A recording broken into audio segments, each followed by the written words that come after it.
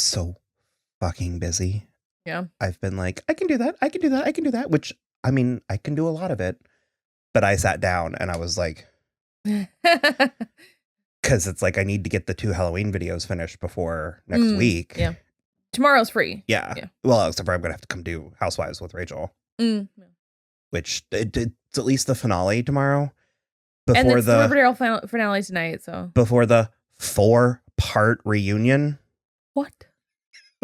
The Real Housewives of Beverly Hills are going to have a full month of reunion show where they have the same fight they've been having in every episode.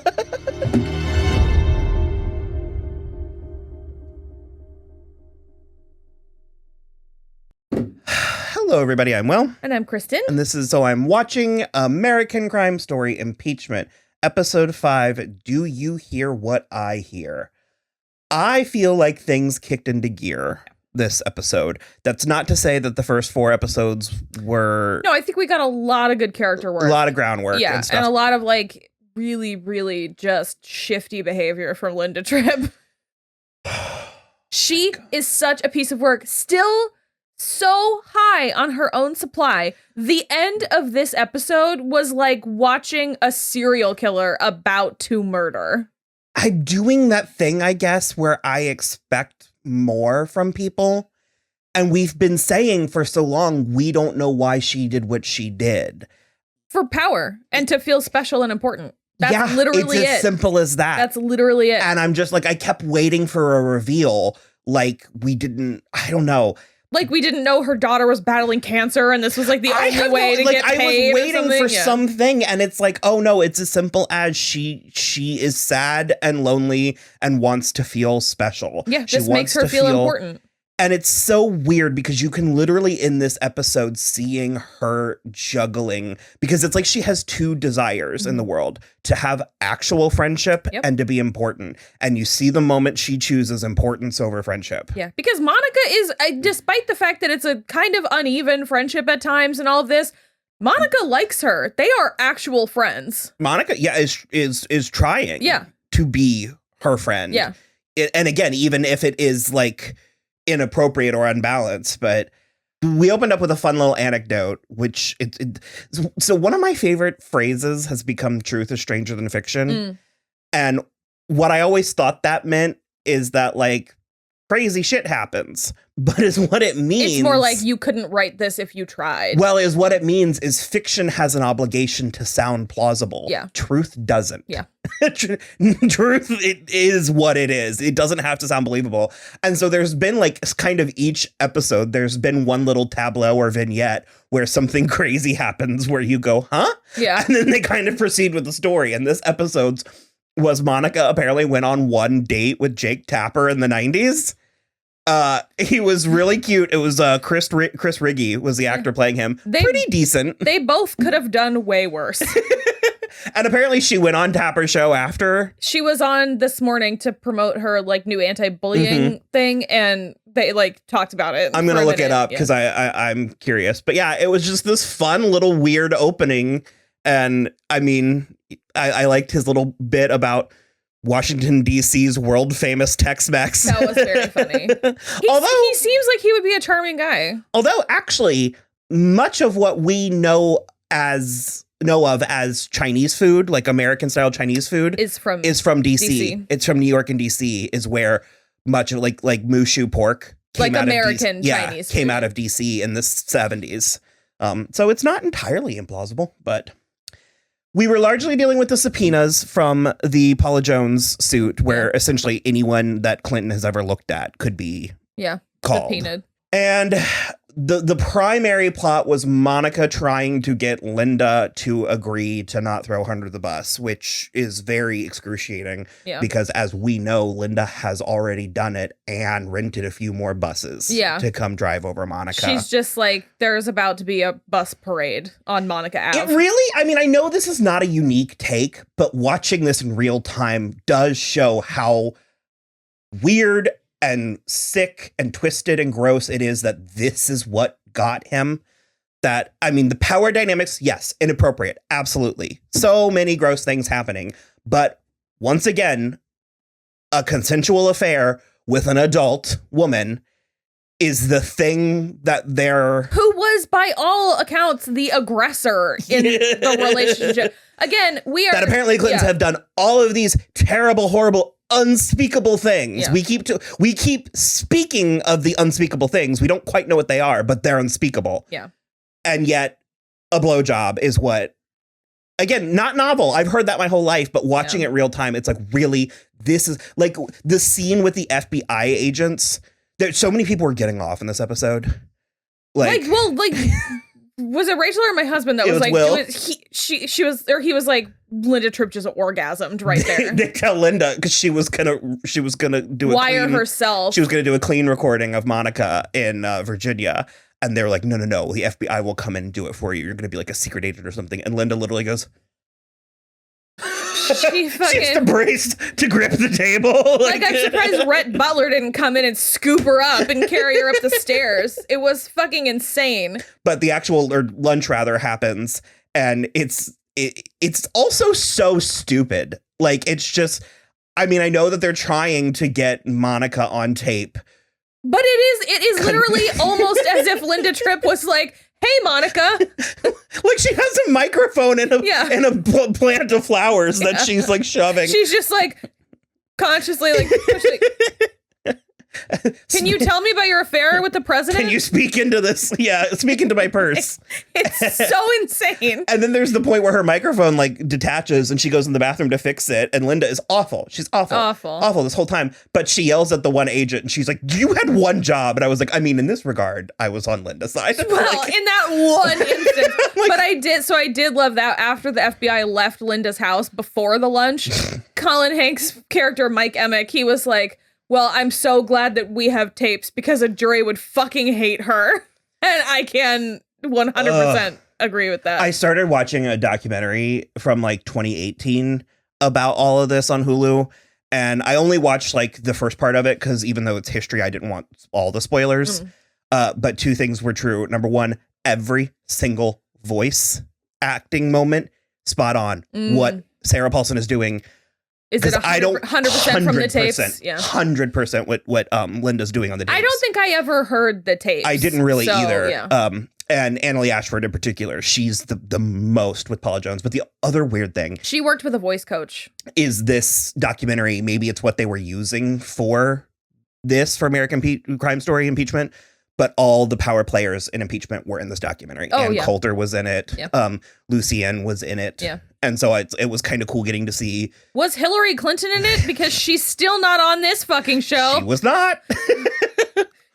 Yeah, just with the way that they were like, the FBI agents were like just creaming over Monica, being like, yeah. And the other thing is, it's like, at the end of the day, it sucks so hard that Monica gets nailed so bad by this because she's not being, if anything, I feel like she's being more honest or she's being unscrupulous. She's not being honest because she literally lied in a deposition, but what she says at that lunch is technically true, where she's like, my relationship with the president, which was consensual between two adults, has nothing to do with him potentially groping women and harassing other women. This was a totally different scenario. And for her to say, all you have to say is you don't know. I didn't see it. True. Yeah. And so that's what I mean, where it's like, of all the people being unscrupulous. Yeah. That's the word, unscrupulous? Whatever.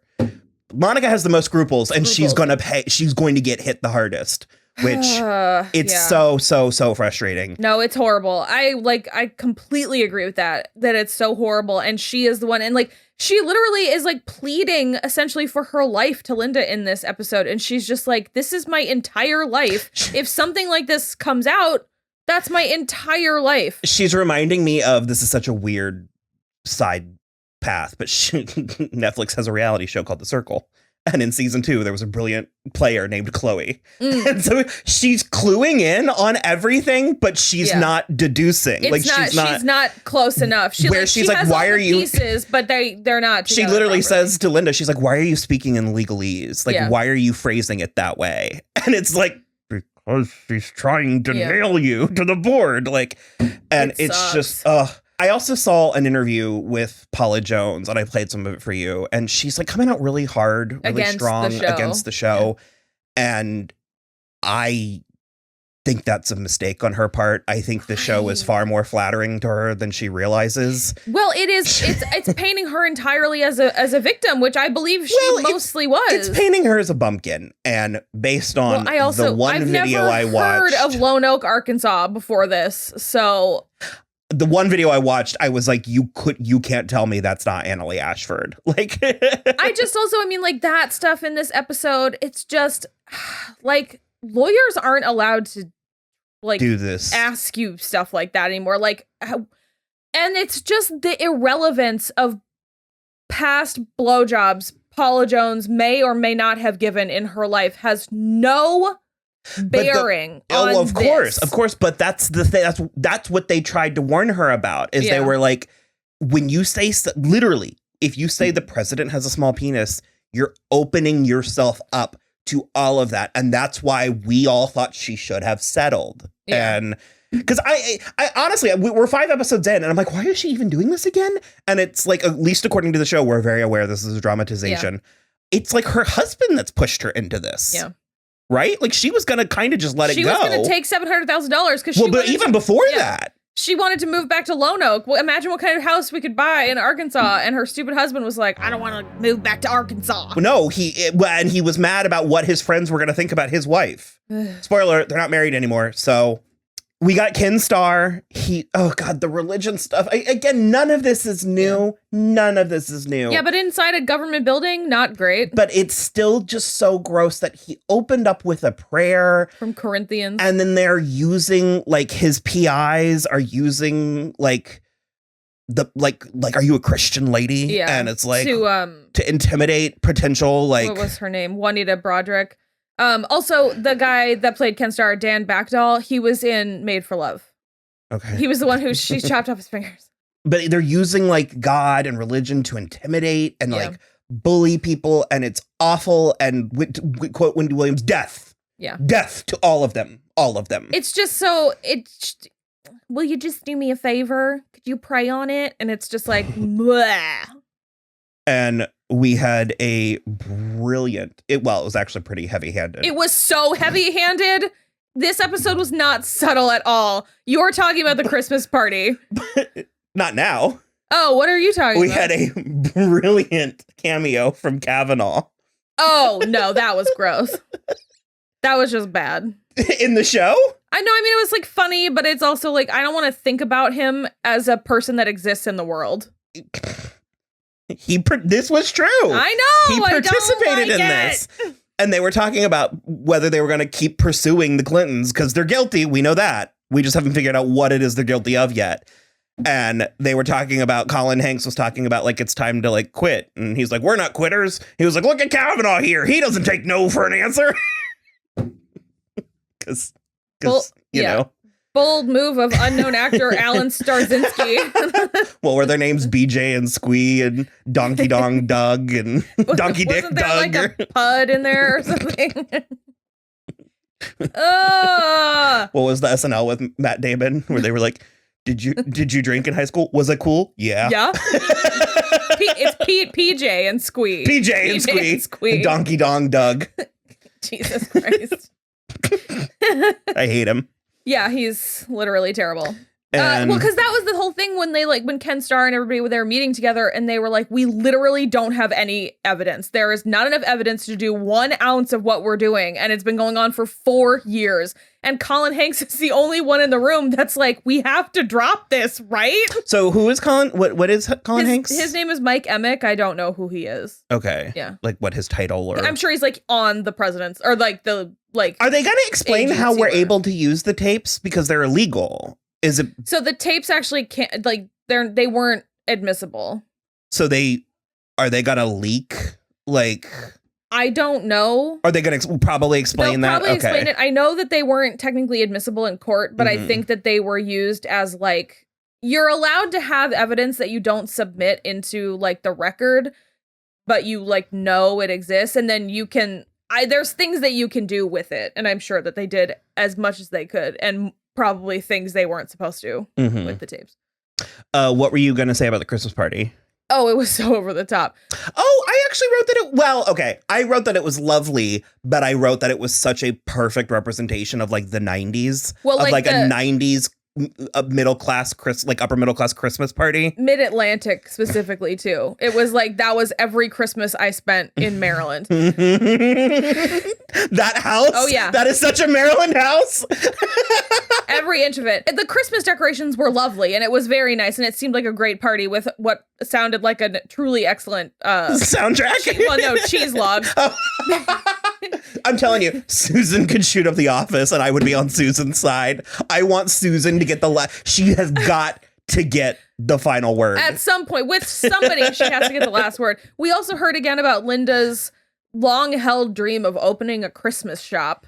Yeah, maybe you should have put more thought into that. Put more focus on that Maybe life aspiration. Shut up. Keep your nose to the grindstone. Save your $80,000 a year salary in the 90s and then go fuck off and open your Christmas shop, which she eventually does, which is just like, so she got to fulfill her dream. And Monica Lewinsky is only just now fine. Monica is currently doing the best out of all of these players. So it may have been a long time coming, but Jake Tapper's doing okay. Jake Tapper's doing fine. The arc of the moral universe. Yeah. Maybe not. Maybe I'm not going to use that here. I believe that the arc of the moral universe is wrong, but it bends towards justice. Here. Well said, Denise. Yes.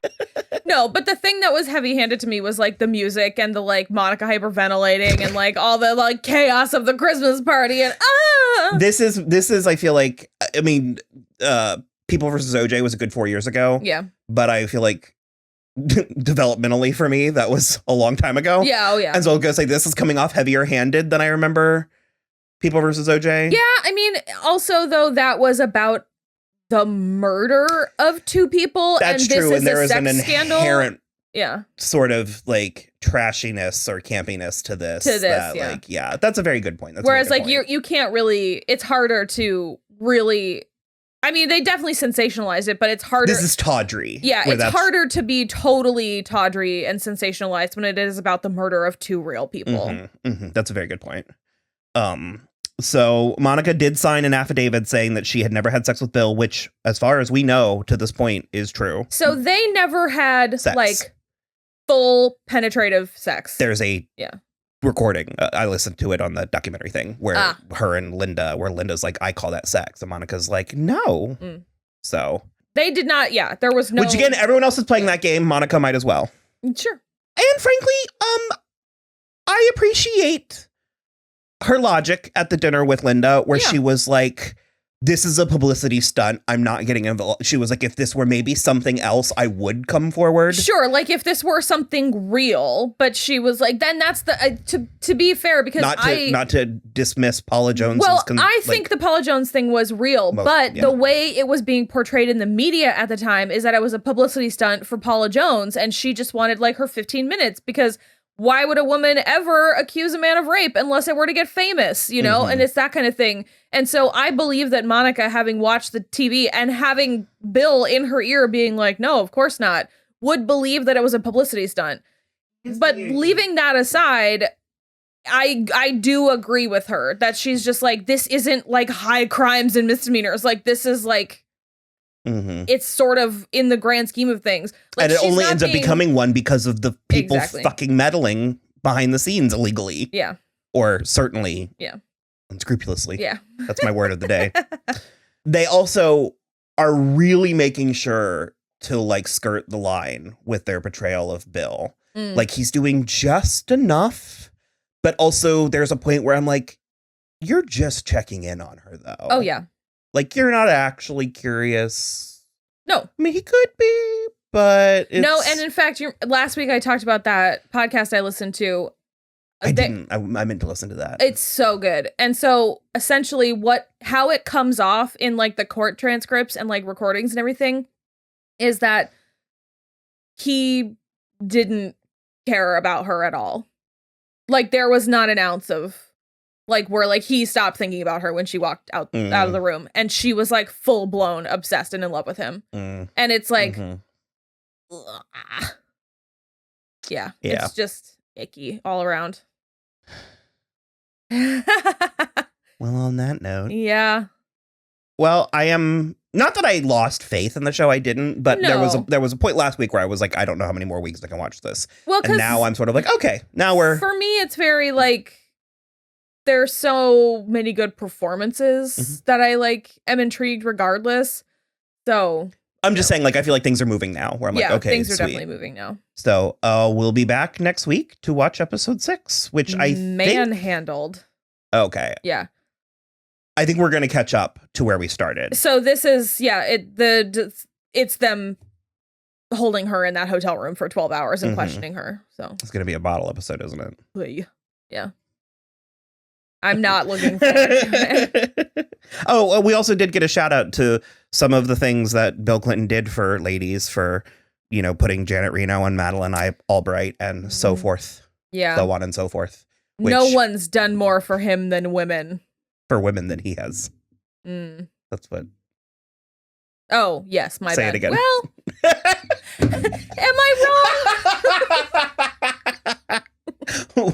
Well, which when he went on that very serious rant, staring dead, you were like, 2 things can be true. Yeah, you can appoint the record amount of women to your cabinet and still be a philandering asshole. Those are not mutually exclusive. Also, I said what I said. You said, yeah. It was an accident, but I stand by it.